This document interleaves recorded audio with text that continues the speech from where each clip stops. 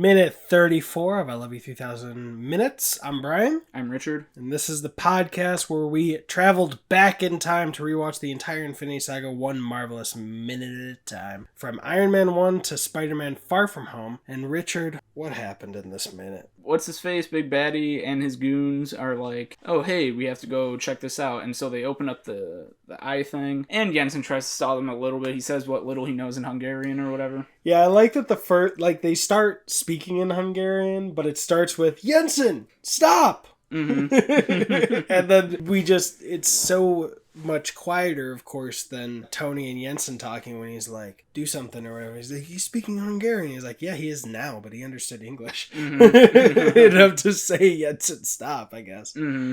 But... yeah, sorry. Yeah, and so, they were just working. I guess you're right. The way that they were working was positioned so that Tony was out of sight of the camera. And so Baldy has an issue with that. And he's like, what are they doing back there? Go check on them. And they have a nasty little surprise for those guys that want to come in. Looks like two of the tanks that are wrist-mounted or whatever, they're ready to blow up upon them trying to open the door. Good thing the bald boss wasn't there, or he would have been... that would have been great. Right in the fit. I mean, yes.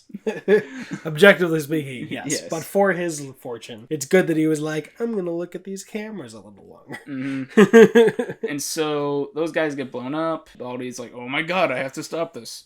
And Tony gives Jensen some instructions involving F11 and starts some sort of upload into the suit, it seems like. Yep, that was pretty succinct. Wow, that explosion. He asked him how'd he do, and he says something along the lines of great. Huh, that's interesting. I didn't notice this. So the place that they're watching and reviewing the footage, it seems like the soldiers have to go outside to go no, they don't. Never mind. I was saying they would have to go outside one cave and go inside another, but I just saw two people at the opening get waved towards one of the guys going towards the door. That made no sense. Just look at the 40th second to understand. This is being a little ticky-tacky, but it might be a better idea to just set up that monitoring station outside of those doors. You know what I mean? So that, they can have looks on the inside, and then whenever they want, they can look in that little peephole and yell at them. So that would be the most annoying parents of a babysitter. To right. Be like, all right, we're going to go out to the front porch. That's going to be our night. We'll see you on the camera. No, he's not supposed to have macaroni and cheese this late. Do you want me to babysit? I don't know why I went on that tangent. Whatever. Yeah, I mean... No, don't encourage me. It seemed like you discouraged it enough, and I was like, eh. I was just the father role this time, and you're the mother role. Mm-hmm. Instead of saying that I disappoint you in for the your last psyche. couple minutes. Just to fuck with me. Fuck with your psyche. No, I'm just kidding. So... yeah, we even see that he has kind of a leather strap around his neck, because autoerotic asphyxiation is the only reason. I love that Jensen kept, looking at the door when they called. It's try to be more suspicious, Jensen. But, geez, that explosion was glorious. What is this, a gas tank? That could be an ammo crate. Ammo crates look like that sometimes. I'm looking at the explosion at the 35th second in the bottom right-hand corner. Some sort of metallic holder, tanker, container thing. Gotcha. Could hold anything. Jeez, there was so much dust that Tony had to turn away. Yeah, it's funny that they had 12 people just to threaten them to work better, but now he has to radio in waves of people because he only had 2 people sent when Tony was gone. And we finally see... no, I was looking for that Stark chest piece, but what we've got on his chest instead now is IF... arrow towards a P and 175. So I wonder where that curved Stark chest piece that looked like it would be on there is. Did that make sense? The Stark chest piece? I don't remember that. You remember that curved piece of metal that we've seen in other minutes? Even the one where Jensen was getting threatened, where I was like, hey, there's that Stark curved piece that I thought was on the chest. That was just from the missile, right? Yeah, but all of these are not the hollow missile. I'm talking about minute 31 at the 27-second mark. This thing that was curved in the bottom right-hand corner that says Stark. I thought that was the piece that was going to go on his chest. It could go on the belly. I mean, that could go anywhere. We don't know. Let's be honest. He doesn't have my belly. We saw the chest piece. We saw the chest piece earlier, and it didn't have that Stark thing on it, right? So... Yeah, we didn't see, well, so it just looked like the same shape when we had all those plans that they were going over before we saw them sawing something or whatever in a previous minute, but that's not on his chest. We also have a little spotlight to help Jensen work, a little work light. I've got an Iron Man question for you. I've got an Iron Man answer for you. Are those repulsor beams that we may or may not see in the next scene? Are those kind of like Cyclops' eye beams, where it's just kinetic energy, it's just a pounding force? I have no idea, but I have been watching the new Rockstar's rewatch of the Infinity Saga for extra breakdowns, and they say that in his intro, that either in his intro or for the Jericho missile, that it has proprietary repulsor technology. Okay. So that is setting up him using the repulsors later when he's testing in his lab. He doesn't use the repulsors in this sequence. Okay, gotcha. And I've seen this movie way too many times. I'll always know what the next minute is. So I apologize. Damn it, Brian! I love it so much. I've literally been to... If I only watched it in theaters, I would have seen it the first time it was in theaters. Then I went to the Avengers 1 movie marathon with 6 movies. Then I went to the Avengers 2.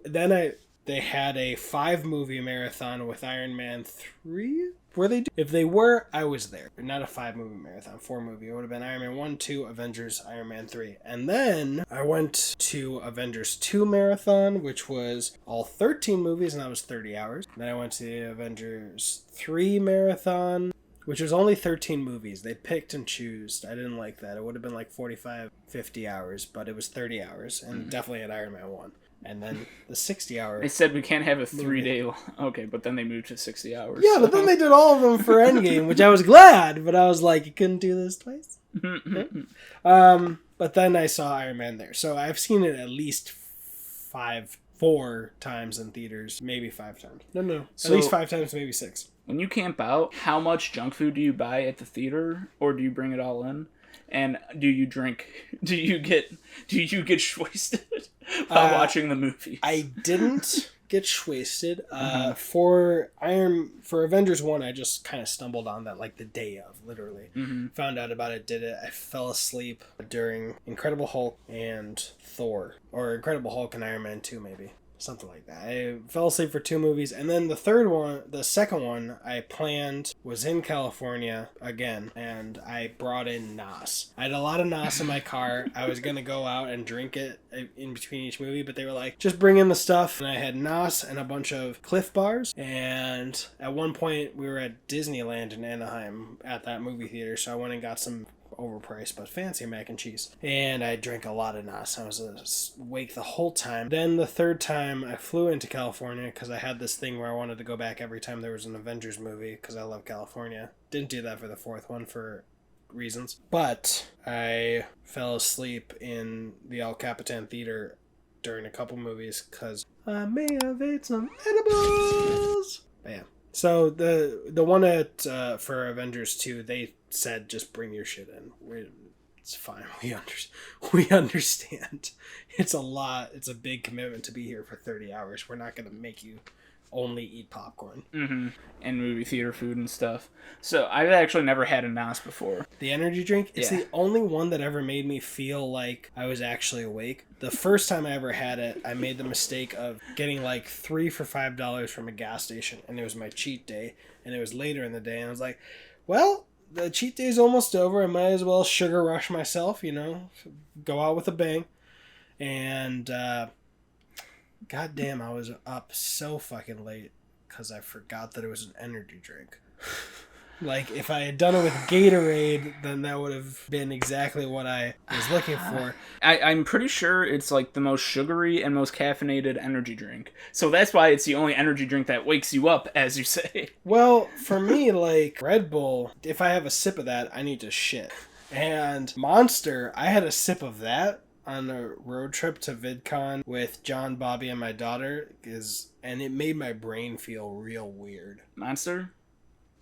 My brain was just like,